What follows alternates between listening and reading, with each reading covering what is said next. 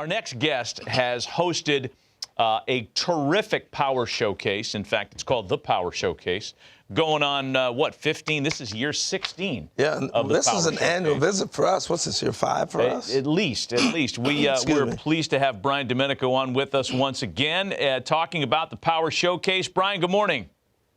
Harold, Matt, as always, it's really nice to see you, and I appreciate you having me on. Well, we appreciate you coming on with us to kind of introduce our viewership to some of the kids that you've discovered and showcased in your Power Showcase. I mean, boy, the list is unbelievable. We watch the video of this thing all the time. Among the players that you had, and I guess you could talk on all of them, who's made your eyes pop the most at the Power Showcase?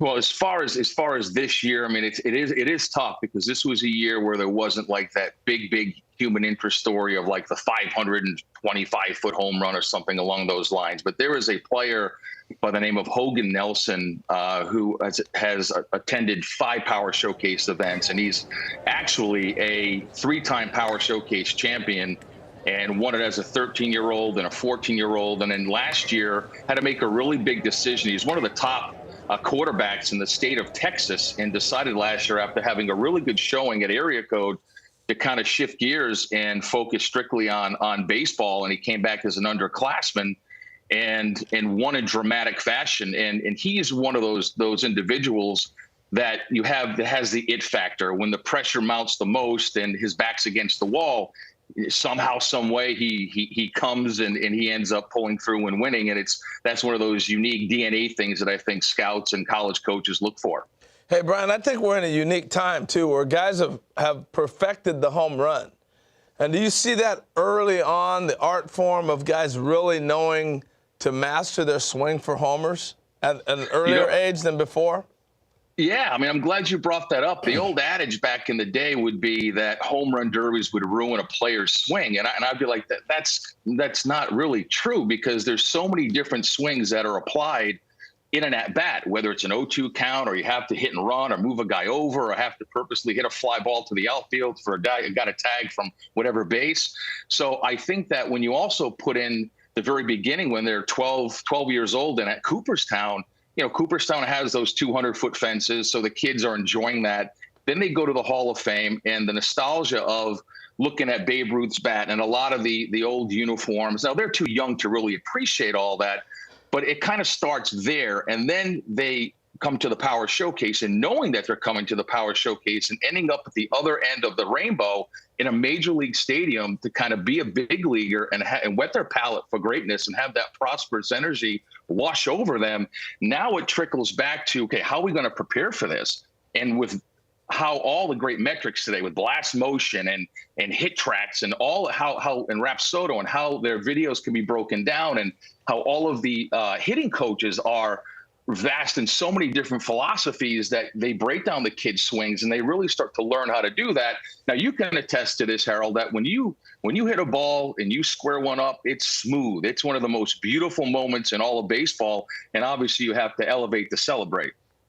Elevate to celebrate. I love it. That's a good Gary line. Templeton couldn't have said it better himself. That's a good line. Hey, so how do I get invited if I'm a kid, and how's that process work to get there? If Matt wants to be a 13-year-old again, how's he get into this deal?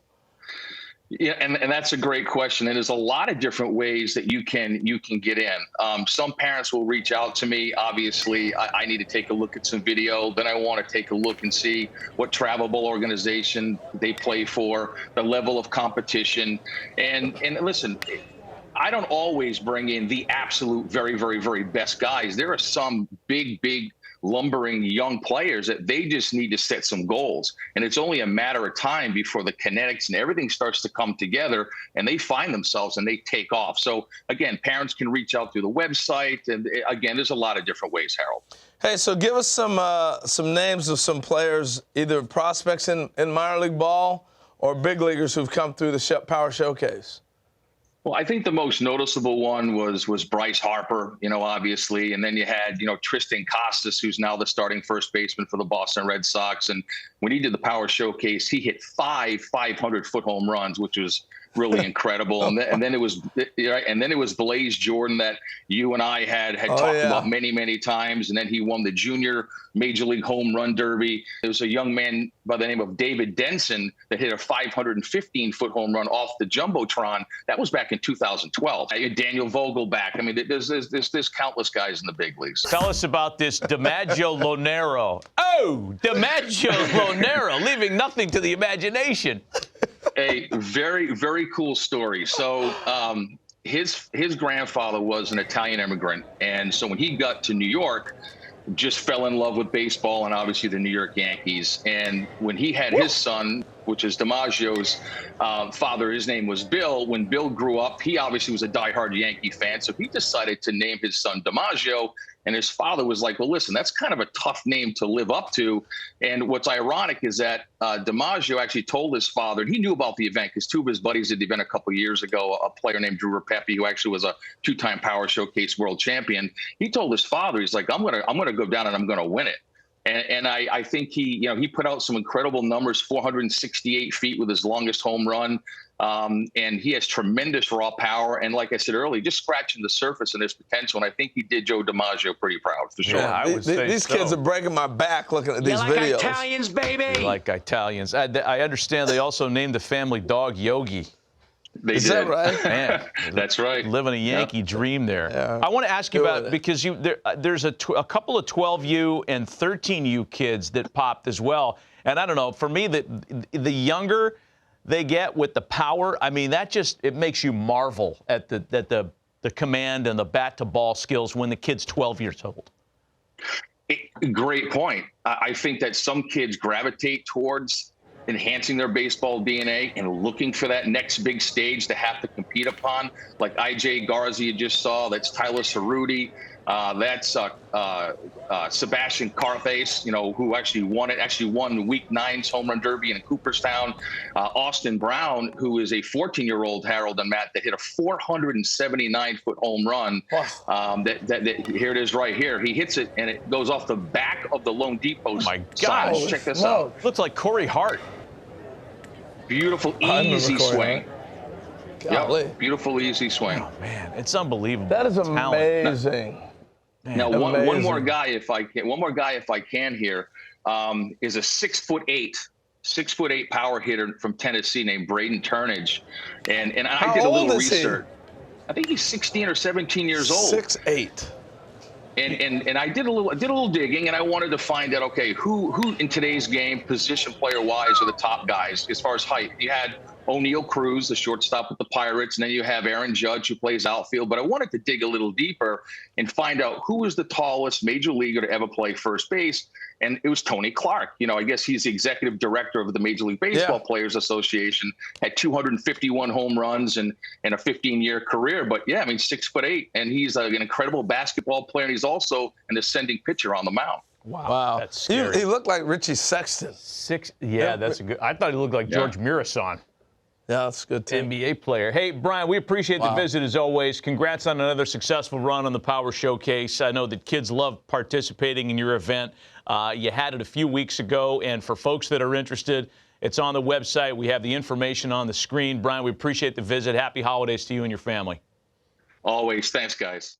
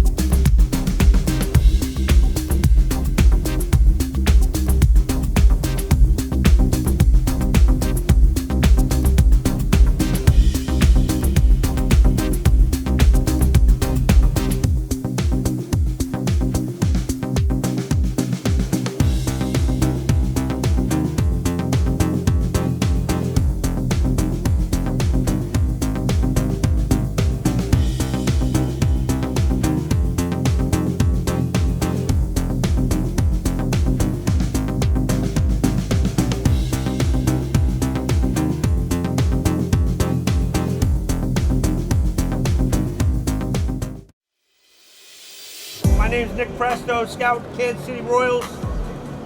It's a great opportunity. Appreciate you guys being here, hitting on a big league field. We're going to run you through a scout day. You know, as scouts, we're looking for a bunch of things to see if you're going to be a professional player. I mean, obviously, we're looking for hitting. We're looking for power. We're looking for running, arm strength, and fielding. Those are the 5 tools that we're looking for. All this stuff's important if you want to play this game.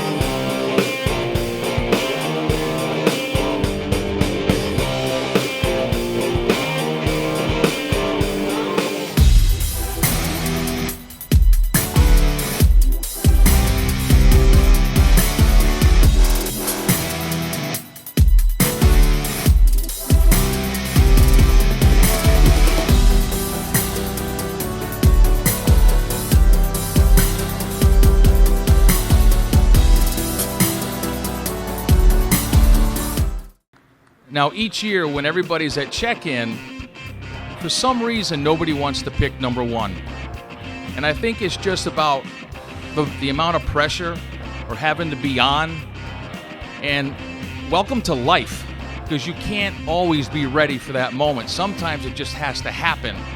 And over the 20 years of me running this event and 16 years in Major League stadiums, there's been some very interesting stories where the players that have gone on and hit number 1 have been world champions. All right, so I'd like to bring up the 6 individuals that chose number 1.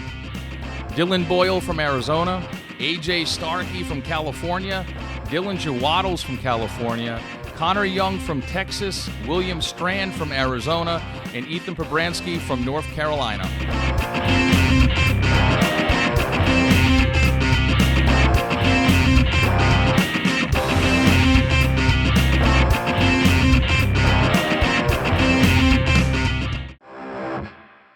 Representing California, a first baseman out of Hutchinson Middle School, A.J. Starkey.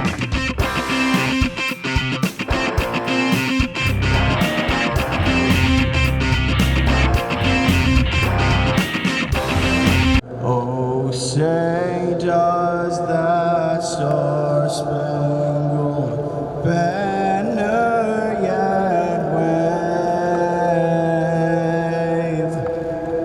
o'er the land of the free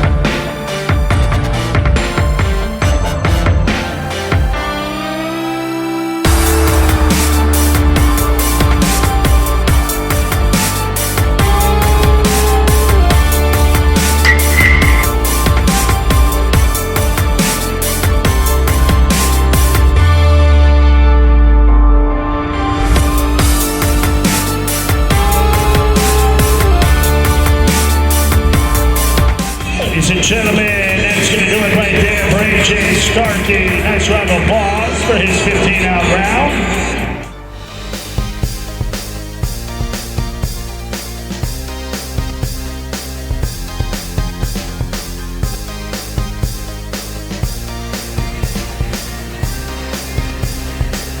Ball is hammered up the middle. Shortstop ranges and second baseman ranges. Throw by the second baseman. Can't get the speedy Starkey. Starkey gets an infield base hit. So runner on first base with 2 outs. Takes off. Big swing and a miss. Throw down from the catcher. Not in time. High throw, but a good throw by the catcher. And stealing the base is Starkey, A.J. Starkey, after getting himself now in scoring position on the stolen base. He lit off with a base hit and gets to second on the stolen base.